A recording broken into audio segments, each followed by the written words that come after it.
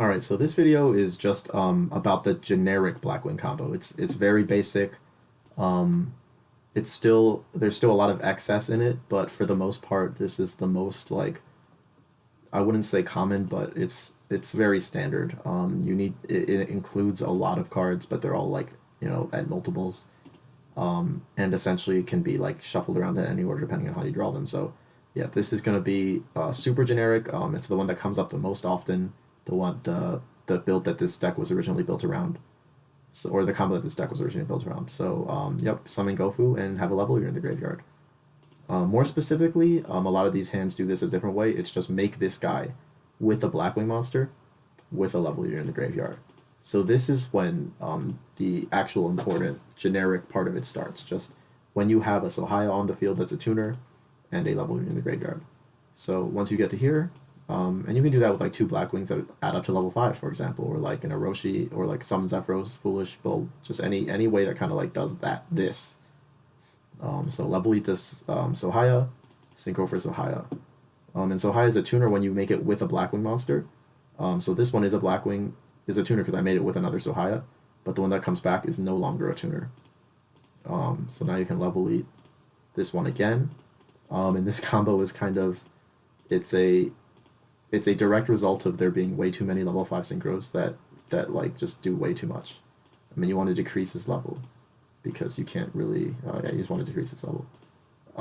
Level lead the other level 5 you now have for Librarian, and level lead the Librarian. Instead of using Jet Synchron here, use Special Orochi. If this is a Glow Up Bulb, you discard that. It's essentially just a way to have a second level 1 sync tuner for later. And synchro for formula. And yeah, you'll see a bunch of continuous traps representing cards that really don't matter. It's how much leeway you have when you're drawing. Of course, you don't have to draw Plague here. I mean, you could still have no good cards in hand right now and it'd be fine. But again, I'm showing the most common example of how this deck runs. So yeah, in your first 5 cards, let's hope you drew a Plague somewhere. And synchro for ChargeWarrior. That'll give you 3 cards at once. So this Coral Dragon can be saved for after you make the Quasar that I'm about to make eventually. I usually make it early because it makes it more likely for you to finish the entire combo, but if you feel like playing around Max D, like if you have this feeling that your opponent knows what your deck does, there's a chance they'll save the Max D for right before you make Quasar. And if you have to deck them out after if they try to, basically if they Max you right before you make Quasar, you might still be able to deck them out if you save the Coral Dragon. And like, you're supposed to be able to deck them out, I guess I should say. So here you use the Accel Synchron, discarding the Plague. Then you make a formula, make the second formula. So yeah, you should always be able to deck them out. It should be like a guaranteed deck out. I try not to tell people that it's not actually. So right here, when I summon this guy, this is when I normally make Quasar. If they max you here, it's actually not guaranteed that you'll be able to deck them out afterwards. You can most of the time, but it's very difficult.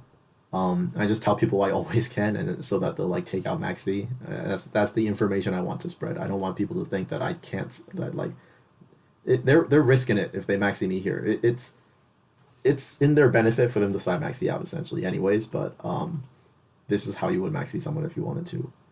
You special summon Gale and synchro for the Quasar that I make. And the goal of this Quasar is essentially just that it only negates monsters, so it can't negate spells and traps with the top deck for their 6th card, but it does make so every one of your cards cannot be destroyed once per turn. So when you DDR something and Zephyros the DDR, that DDR is destruction of the card that it brought back when it leaves the field gets stopped. So now you special summon Harmattan. And Harmattan, you can summon when you control Blackwing. When you summon it, you can copy you can gain another Blackwing's level, so you can make it 8/5, which is just a free Omega essentially. And at this point, you can like level this guy and do some stuff so that you can make it easier to frickin' get him, I guess. So yep, go ahead and make the first Omega.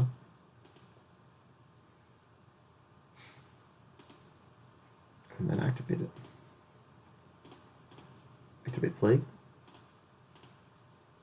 Synchro for Tatsunoko.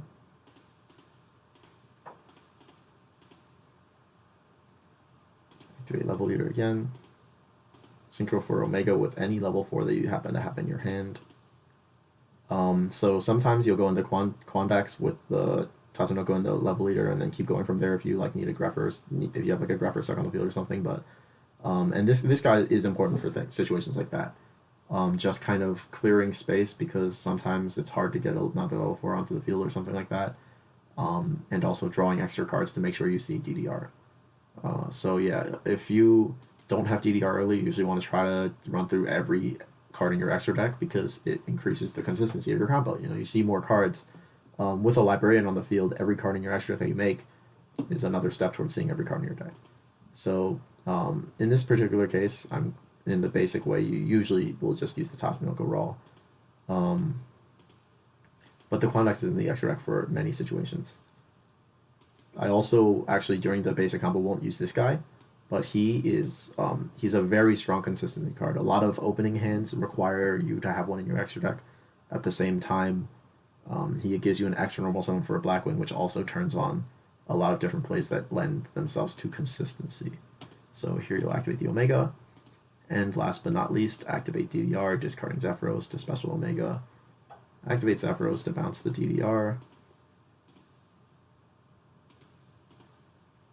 Activate the Omega again. And this bulb doesn't have to be bulb, so I mean at this point you should have you have a ton of cards in your hand. Hopefully one of them summons another level 1 tuner. You can even have Drizzle here and tribute over the Zephyros. There's a ton of things you can do, and just have one of them in these cards. You have a lot of leeway. You have 6 extra cards to just kind of figure it out, I guess. Activate Bulb and Trish, and that's the end of that. You take off 5 cards.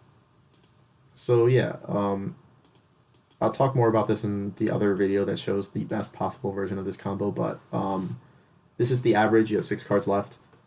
For the most part, you can kind of tell how much you sack with this deck based on how many cards are left, because I'm essentially using the least number of cards in my hand to hit each peak point in this combo, the Omega and the Trish and the 2 DDRs.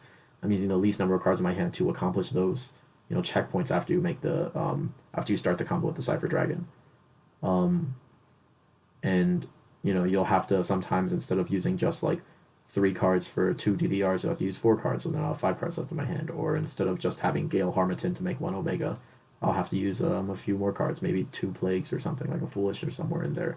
So there's very many times where you'll end with no cards in hand. You'll do it exactly, or you'll end with 2 or 3 cards in your hand, and those are normal. So if you do this and you have no cards in hand at the end, that's a bad hand, and that's almost about as bad as it gets. Unless you brick, it's very close to impossible not to do this entire combo, and you'll just see how much you sack by how many cards you have left in your hand.